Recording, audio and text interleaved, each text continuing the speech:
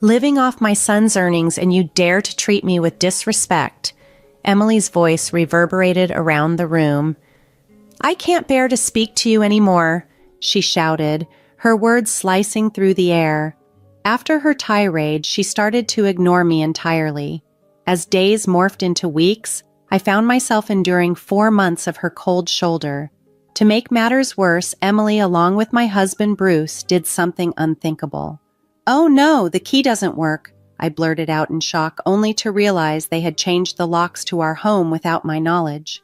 Frustrated by their actions, I secretly sold the house and decided it was time to leave. My name is Tiffany, and I'm a 30-year-old. I've been married to Bruce for 3 years. We first met at a friend's party where Bruce's charming demeanor immediately caught my attention. Bruce, 2 years my senior, is a sales representative for a well-established company. His charisma and knack for entertaining made him stand out, and we quickly began dating. As time passed, our connection grew stronger, and after 1.5 years, Bruce proposed. I can't imagine my life without you, Tiffany. Will you marry me? He asked during a romantic dinner at an upscale restaurant with a stunning view. It was a bit cliché, but I cherished every second of it and eagerly accepted his proposal. We celebrated our wedding surrounded by family and friends. The day was flawless, filled with joy and laughter from many of our colleagues and friends who attended. After a wonderful honeymoon, we started our married life together, juggling our careers and navigating our new life under the same roof. To maintain a sense of balance in our household, Bruce and I divided the chores between us. Having helped his mother, Emily, with housework for many years, Bruce was quite skilled at managing domestic tasks and was an exceptional cook. His homemade meals were always a treat, and we both looked forward to our days off together, treasuring the quality time and the dates we shared. I felt truly lucky to have him as my husband. 3 years into our marriage, our love remained strong, and we enjoyed a generally happy life. However, not everything was perfect, mainly due to issues with Emily. From our first meeting, Emily had been rather cold toward me. She seemed to disapprove of me, primarily because of my educational background. Oh, you graduated from a less prestigious college? I find it hard to trust those who didn't excel academically, she once remarked disparagingly. While my college wasn't Ivy League, I had chosen it for its specialized courses that matched my interests. I've always believed that one's educational pedigree shouldn't define their worth, especially outside of academia. Emily's comments about my education were unexpected and deeply hurtful. This tension was palpable during family gatherings, leaving Bruce visibly uncomfortable. I had my reservations about Emily even before Bruce and I married, but my love for him was stronger than these concerns. Since losing her husband a few years earlier, Emily had been living alone in her in-laws' home and often visited us, usually finding something to criticize. Your cleaning skills are lacking. This sloppiness irritates me, she would say, even if Bruce had just cleaned thoroughly the day before. Not wanting to escalate the tension, I remained silent, apologized, and endured her criticisms. Despite my efforts, Emily's visits continued, each one filled with new reproaches about my education, my household management skills, and more, adding strain to our otherwise happy home. Feeling increasingly strained under Emily's critical eye, I found myself doubting what I contributed to our marriage, especially as her words dug deep during times when I felt most vulnerable. Eventually, I reached my limit and decided to discuss the matter with Bruce. Can we talk about how your mother treats me? It's becoming unbearable, I confided, hoping for his support. She's constantly putting me down, I continued, frustration seeping into my voice. Really? I hadn't noticed, Bruce responded casually, his obliviousness catching me completely off guard. It stunned me that he didn't see his mother's remarks as insulting. This revelation in our 2nd year of marriage left me dumbfounded. Are you serious? You don't think your mom means to be hurtful? I asked, my voice faltering as I began to question my perceptions. Was I overreacting? No, it couldn't just be me. It became painfully clear that both Bruce and Emily were out of touch with how their actions and words affected me. This realization deepened my distress and disappointment in my husband. I had noticed his complex relationship with his mother before, but it hadn't significantly impacted our marriage until now. One evening, Bruce brought up another of his mother's suggestions. "Mom thinks you should cook more nutritious meals. Can we add more variety to our menu?" he asked. "We both have demanding jobs, Bruce. I can't prepare elaborate meals every day," I replied, trying to keep our responsibilities balanced.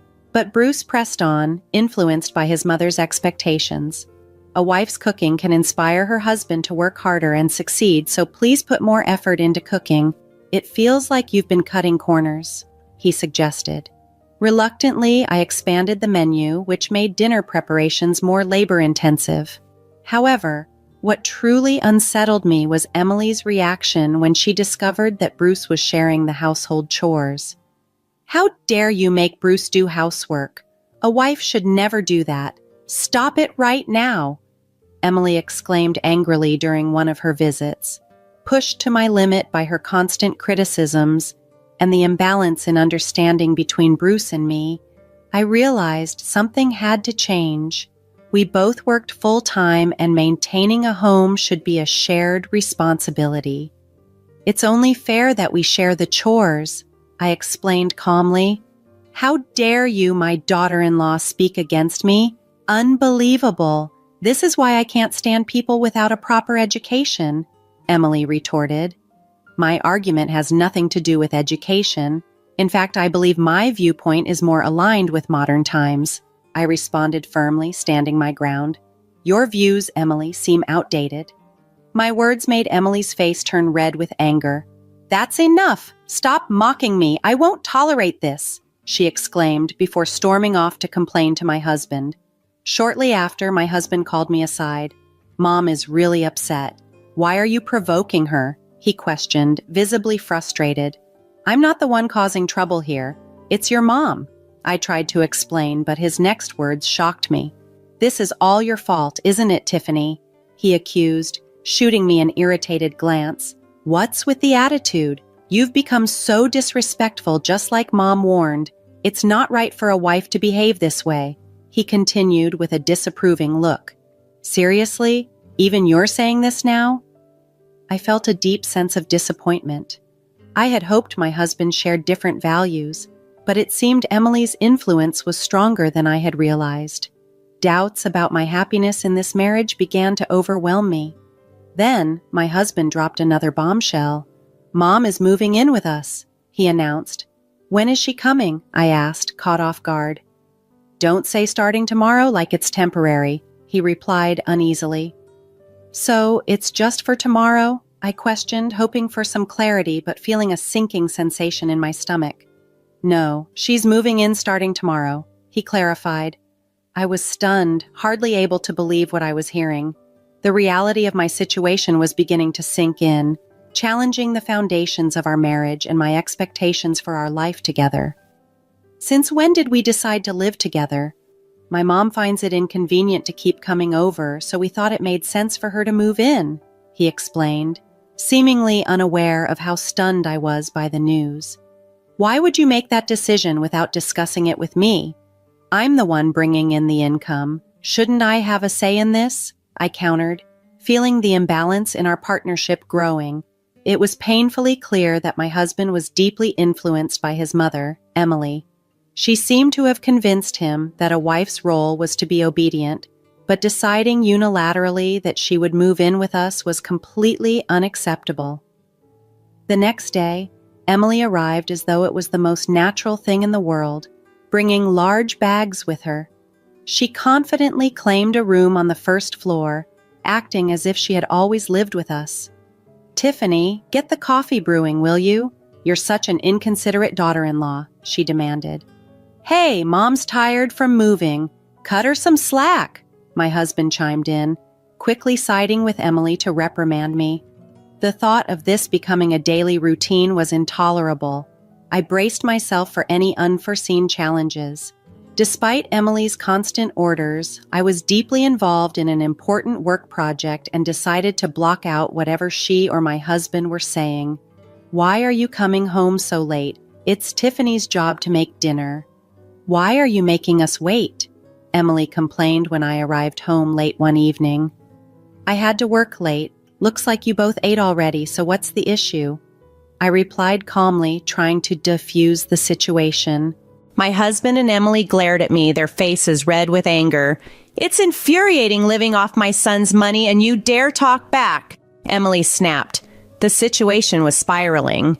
I realized then just how strained our home life had become, dominated by outdated expectations and a severe lack of mutual respect. My role and happiness within this marriage were becoming questions too pressing to ignore. I don't even want to talk to you, boomed Emily's voice, full of unwarranted accusations. I was baffled by her assumption that I was financially reliant on my husband.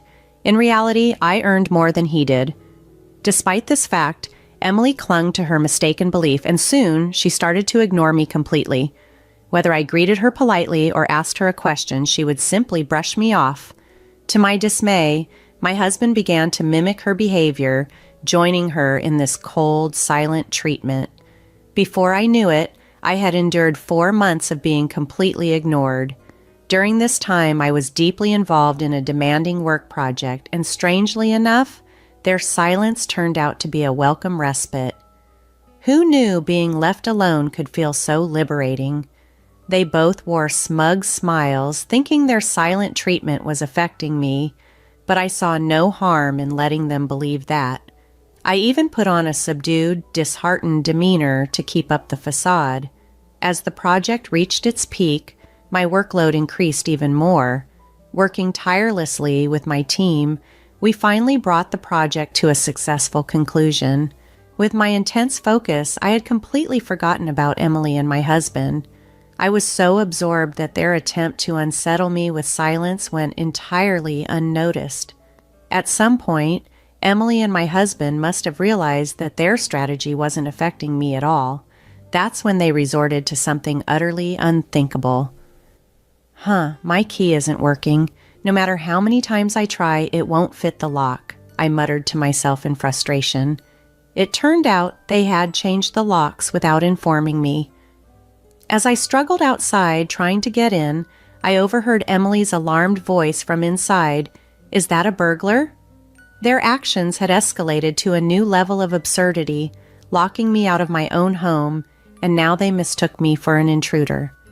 The situation had reached a surreal peak, challenging me to reconsider everything about this increasingly strained household dynamic.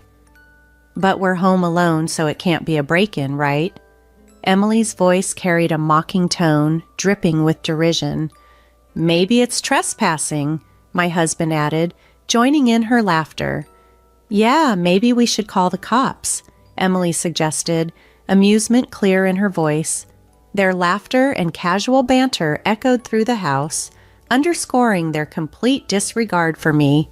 This was the final straw. I resolved quietly to sell the house and move on. This house had been my family home, left to me by my parents when they retired to the countryside last year. I held full ownership rights and had taken the precaution of having the house appraised, anticipating I might need to sell it quickly due to Emily's overbearing presence. I relocated to a business hotel and informed my parents of the situation and my decision to sell. Disappointed in my husband and Emily, they gave me their full support. Bolstered by their encouragement, I promptly contacted a real estate agent and put the house on the market. I arranged for a locksmith to change the locks, and when I entered the house again, Emily looked visibly startled. How did you get in? You didn't break the lock, did you? Her voice, laced with indignation, pierced the air, a sound I hoped to never hear again. Ignoring her protests, I began packing my belongings. Say something! I'll call the police for trespassing, she threatened, her voice growing more frantic. Ignoring her threats, I continued with my preparations to leave. Movers swiftly began transporting my larger items as Emily continued shouting accusations, calling me a thief. However, I remained steadfast in my silence. The locksmiths and movers seemed uneasy around Emily, likely sensing the tense atmosphere. I had informed them beforehand that Emily was my husband's mother and was suffering from a severe mental condition, ensuring they understood the complex dynamics at play. As Emily continued to shout, her behavior only highlighted her confused state. She had mistakenly changed the locks, thinking my home was hers. The more she screamed, the more obvious her delusion became. I suppressed any reaction and focused on managing the move efficiently. Soon, all my belongings were packed and loaded. I left pre-filled divorce papers on the kitchen table. Without acknowledging Emily's tirades, I walked out the door. As I departed, Emily's shouts became a distant echo. It felt like a fitting reversal to let her experience the sting of being completely ignored. Later that night, my husband called, his voice seething with anger. "What do you think you're doing, taking things from this house?" he demanded. I decided it was time to confront him directly. "What am I talking about? I've only taken what I bought with my own money, and let's not forget the house itself was passed down to me by my parents," I replied. "You've been so wrapped up in pleasing Emily that you've lost sight of reality?" It seemed my words finally hit home. His phone was on speaker, and I could hear Emily's puzzled interjection in the background. "Perfect." Since she was listening, I continued, "Emily, listen carefully. I've already sold the house, so I need you to leave immediately. And please sign the divorce papers. If you refuse, I'll pursue this through the courts." Both fell silent, clearly taken aback by my declaration. "Are you giving me the silent treatment again? That's fine, but know that I will not hesitate to enforce this," I stated, aware that their silence was due to shock rather than disregard. As expected, my husband finally spoke. "Wait, please." But I chose to ignore him and ended the call. Shortly after, I initiated divorce proceedings through my lawyer. My husband promptly agreed to the terms, likely fearing a drawn-out legal battle. As a result, both my ex-husband and Emily were evicted, closing a tumultuous chapter of my life. Although they could have secured a decent apartment with the proceeds from the house sale and their pensions, Emily's irresponsible spending habits had severely drained their financial resources. She had squandered my father-in-law's inheritance to pay off debts, leaving my ex-husband to grapple with the financial mess she created. Despite his numerous explanations and pleas for reconciliation, I chose to completely distance myself from the situation. Now, I live alone in a comfortable apartment. I've decided to save the money from the house sale for my retirement.